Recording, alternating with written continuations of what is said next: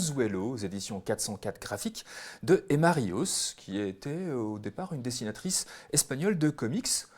Voilà, c'est même ta camarade de la librairie Marie qui a voulu nous en parler, qui nous a mis le doigt dessus. Un roman graphique déstabilisant tout à l'aquarelle, mélangeant poésie, univers post-apocalyptique, réflexion sur le vivant. Il faut y entrer, mais Oui. c'est magnifique, mais... Alors, c'est un bouquin extrêmement ambitieux. Ouais, Ça se passe après, ouais, comme tu dis, c'est du post-apocalyptique. On ne sait pas trop ce qui s'est passé.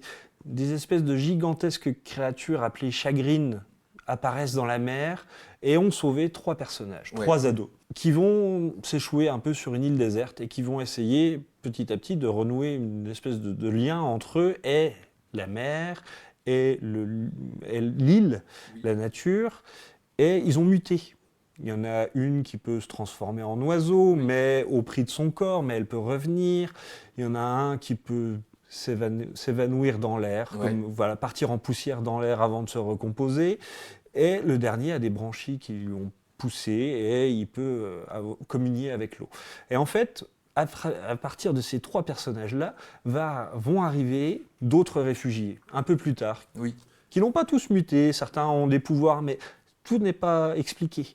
À partir de ces personnages, en fait, c'est une grande réflexion sur la place de l'homme dans la nature, Surtout, oui. la place de l'homme dans la société et la place de l'homme par rapport à lui-même. Ouais. Et c'est un récit, alors oui, c'est ambitieux, Oui. c'est compliqué. Oui. Franchement, ça demande énormément d'efforts. Oui, il faut... Parce que C'est ça. il y a tellement de thématiques qui s'entrechoquent.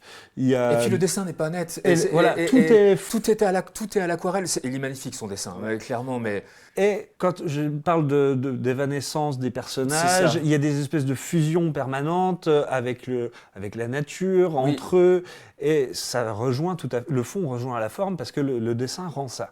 Et donc c'est pas un bouquin vraiment simple à comprendre. Non. Ça demande énormément de concentration. C'est pas un bouquin facile, mais c'est un bouquin qui en vaut la peine. Ouais. Voilà. C'est ça. Voilà, c'est ça le truc. Ça. Et c'est un bouquin. Il faut s'obliger à se plonger dedans Voilà. parce qu'on en ressort. Waouh! Enfin voilà, moi j'ai une grande respiration à la fin de ce bouquin. C'est waouh! Voilà, qu'est-ce que je viens de lire et qu'est-ce que ça a remué en moi? Parce qu'il y a vraiment beaucoup de questionnements philosophiques profonds. Et c'est pas l'air de pas y toucher. Clairement, c'est le cœur du sujet. Ouais. Parce que ces personnages, ils ont connu la société d'avant.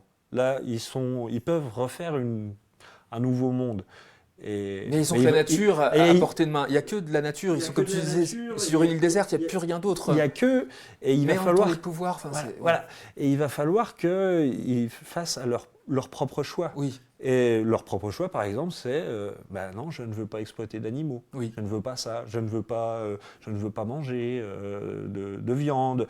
Et je ne veux pas utiliser l'environnement juste pour moi, je le partage avec la nature. Enfin, voilà, c'est vraiment des questionnements qui sont très actuels, qui résonnent énormément et qui posent beaucoup de questions. Oui. Et les réponses de cette nouvelle génération mutante ou pas, c'est des réponses qui pourraient s'appliquer dans notre monde actuel. C'est ça. Et donc voilà, c'est un bouquin qui interpelle vraiment. Qui t'ouvre les yeux et te dit qu'est-ce qu'on est en train de faire. Ouais. Voilà. Ouais, tu as raison. Donc Anzuelo, c'est vraiment une très belle fable fantastique sur l'entraide, sur l'amour. Et comme tu le disais, l'autrice nous interroge avec une cruelle poésie sur notre rapport au vivant et à la nourriture. Et ça ouvre vraiment des champs des possibles naturalistes assez incroyables.